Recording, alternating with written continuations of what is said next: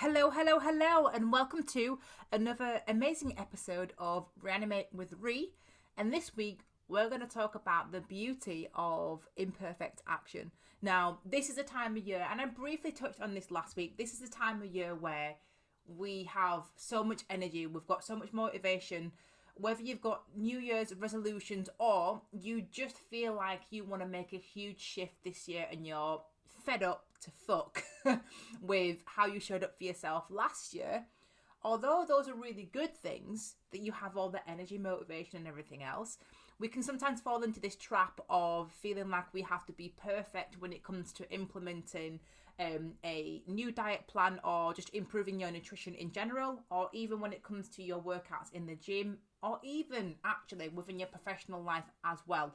So if you're anything like me, you love going in on an all or nothing basis with everything, and it has its benefits, but the downside, or the double-edged sword end of that, should I say, is that we can sometimes set the bar so high for ourselves and expect perfection from ourselves that anything less than that just makes us feel a bit shit.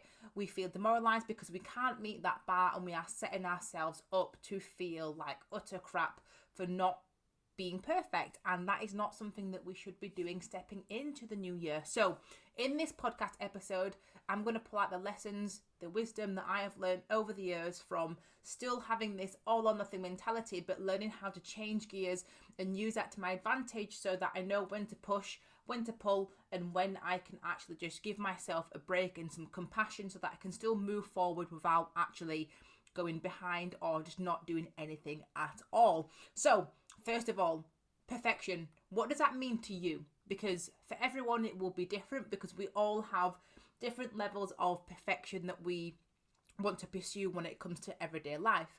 And for a lot of you guys listening to this, it might be that you have to get 10,000 steps in every single time. Anything less than that, you feel like shit.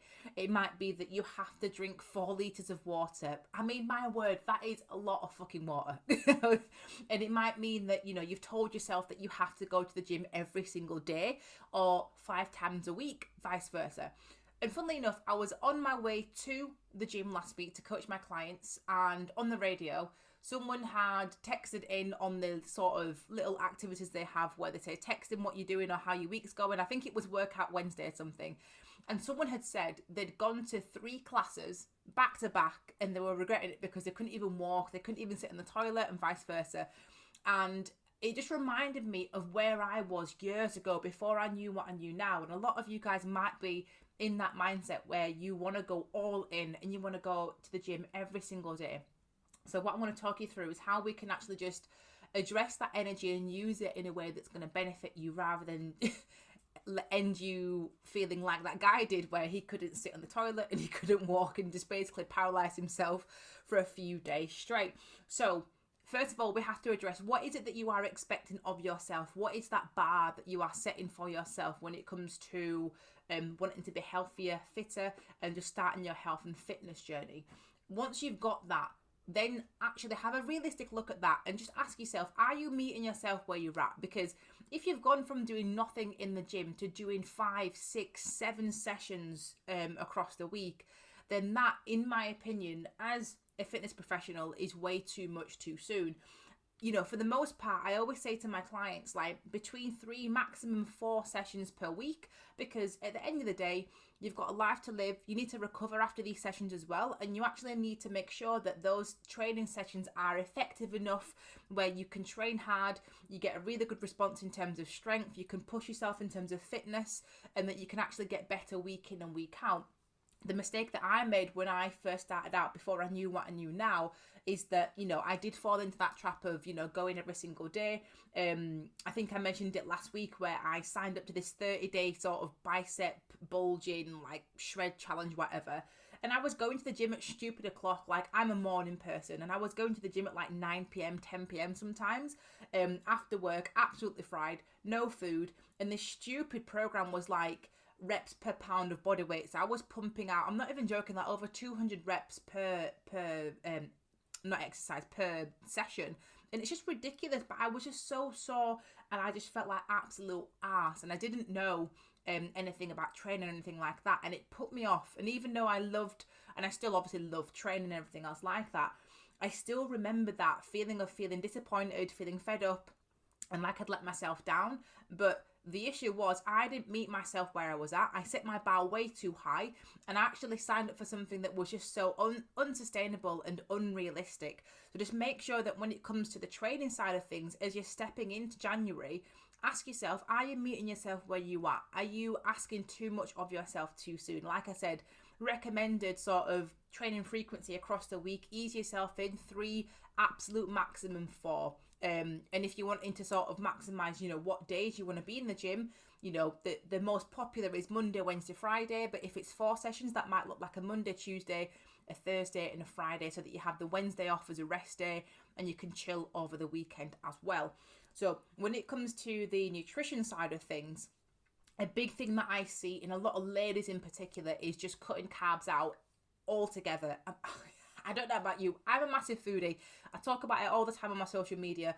I love food, and I refuse to live in a way that doesn't let me enjoy really good food with people that I love. Now, the problem that we all have is that we all go from being super restricted to being really overindulgent, and a lot of the times we want this middle ground, we want this balance, and we want to be able to effortlessly make choices that we know that align with our long-term goals, but we don't feel guilty for eating things that we deem are quote-unquote bad for us or junk food. So the best thing that you can do when it comes to nutrition, very similar to the training principles that I mentioned before, is are you meeting yourself where you're at? So if you haven't got a Scooby-Doo as to how to even track your food, what to actually cook, how to make your meals, anything like that, just start off with a super, super basic structure across the day and thinking, right, okay, well, if I know that I'm not actually eating consistently, and sometimes I have one meal a day and other days I can't stop eating, maybe just set that expectation of, rather than just trying to follow this super strict plan that's low carb, why don't you actually try eating 3 meals across the day where you've got a decent amount of protein, you've got a good amount of carbs, some fats in there as well, and you've got some form of fruit and vegetable in there as well. Doing the basics to a high standard is honestly the underlying belly of all results that come out in a fantastic form when it comes to my clients, myself, and anyone else on the internet, in the podcasting world and stuff like that. I'm sure that if you've listened to enough podcasts, you've watched enough YouTube videos, you've followed enough fitness individuals on Instagram or whatever, if they are any good, they will preach to you that simply just doing the basics and being consistent with that is the key to getting to where you want to be. And unfortunately, that is not glamorous to hear. It's not sexy. And I think a lot of the times, even me thinking back to when I first started, I was trying to look for that secret. I was trying to look for the magic program, the magic nutrition plan that was going to solve my problems. But the reality is that there are just some super simple basic habits and behaviors that we have to have in place. Because I was even having a chat with one of my friends earlier about this, is that we can sometimes fall into this trap of thinking that the 3 to 4 hours that we spend in the gym, or that we want to spend in the gym, are suddenly going to solve all of the problems outside of the gym when it comes to our lifestyle, our behaviors and our habits. But if you think about it rationally for a second, just think about it. If you expect 3 to 4 hours of, however many hours in the week to solve all of your problems, that's just not realistic. A big bulk of your time that contribute to your results, whether it's that you want to have more energy, lose a bit of weight, get stronger and vice versa, a lot of the contributing factors that are going to help you achieve those things actually fall outside of the gym. It's like, making sure that you sleep enough, making sure that you're nourishing yourself, you're hydrated, you're managing your stress, you've got a healthy sex life if you're in a relationship, or you are on the dating apps and stuff like that. You've got a really good social life where you are in contact with people that you love, and that you are doing things that set your soul on fire. Like, there's so many things that factor into you being holistically healthy and looking after yourself. But when we expect those 3 to 4 hours in the gym to solve all of that, then we are setting ourselves up for disappointment later on down the line. So one thing that I can tell you in terms of, removing this sort of expectation of being perfect and this bar being too high, again, meeting yourself where you're at, but also just tempering your expectations around the fact that just going to the gym isn't going to solve all of your problems.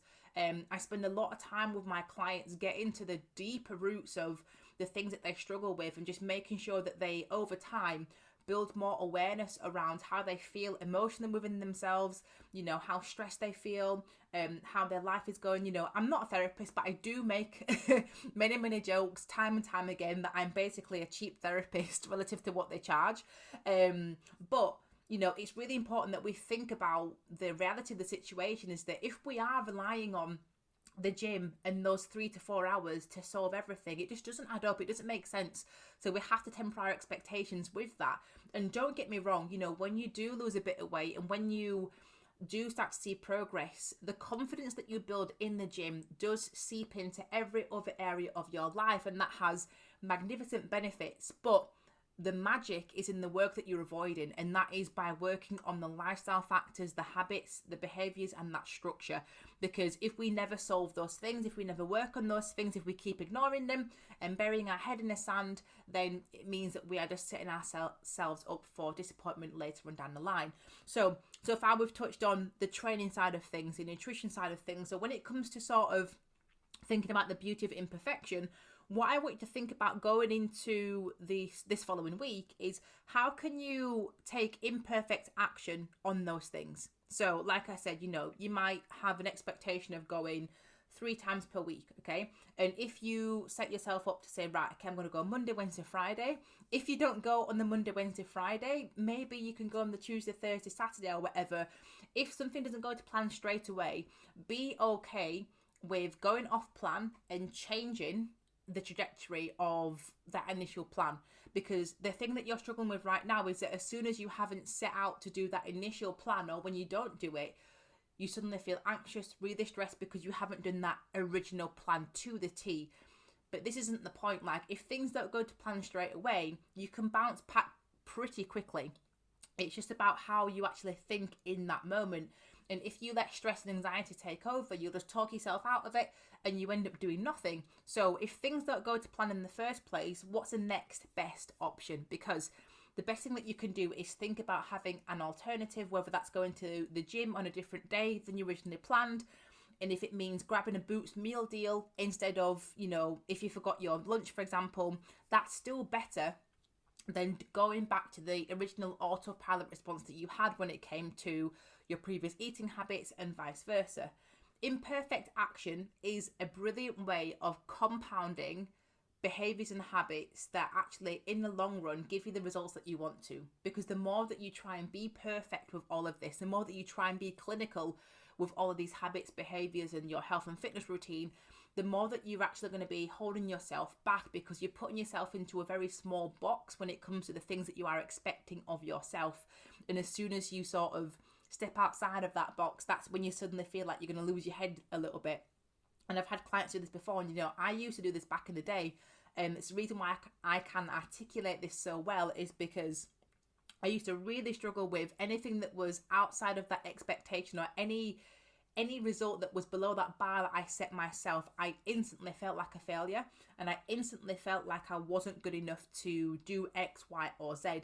And I was just being super unrealistic with what I was expecting from myself, and I didn't know how to temper my expectations, and I didn't know actually how to take imperfect action. But as soon as I learned how to do that, and I do that time and time again, still to this day, I actually get more shit done in everything, in all walks of life. And the more that I sort of fell into that old mindset, I realized I was holding myself back in so many ways. So don't be afraid to embrace taking imperfect action.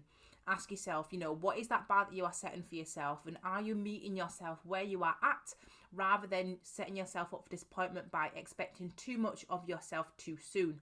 Now, one thing that might really help you in terms of meeting yourself where you're at in terms of getting stuff done consistently is that you might think that you have to go 100 miles an hour, especially with it being January, that the pressure's on, or you might be putting pressure on yourself, should I say, sorry, and you just feel like you're going to get left behind if you don't do X, Y, and Z on said days.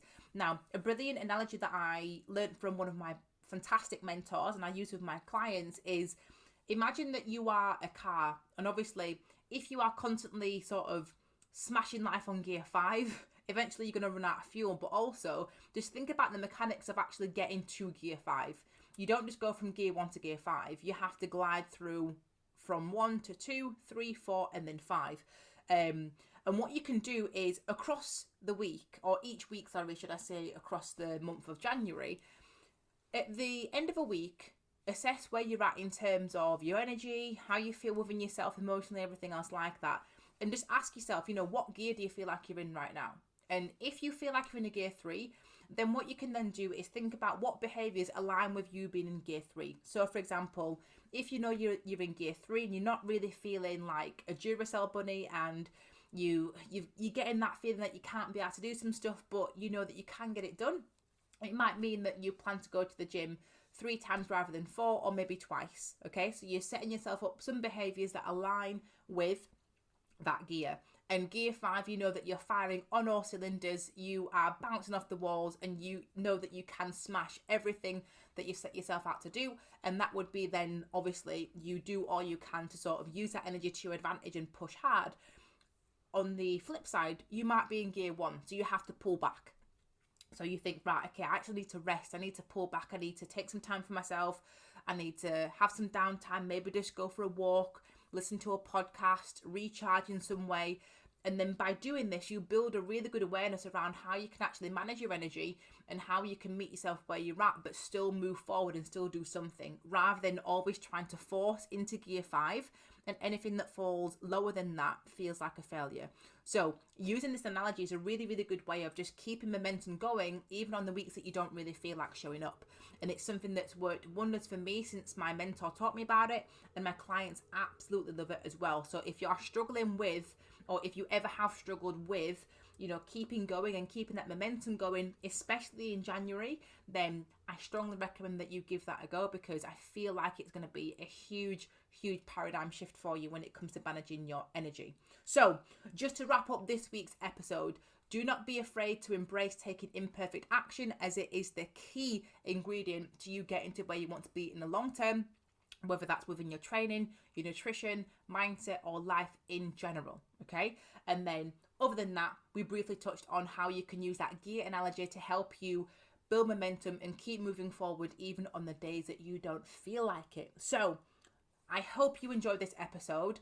These are going to be short and sharp. I mean, this one's almost double the length of last week. And we're going to be having some interviews coming on with my clients, other individuals as well. So another solo one from me. And I hope you've enjoyed it, and I hope you extracted lots of value from it. And if you ever have any questions, as I always say, my door is always open. So please feel free to DM me on Instagram, and I'll get back to you as soon as I can. So anything in relation to training, nutrition, mindset, or life, feel free to reach out, and I will get back in touch with you, and let's connect so that I can help you out. Anyway, big love, have a fantastic week, and I will speak to you soon. All the best.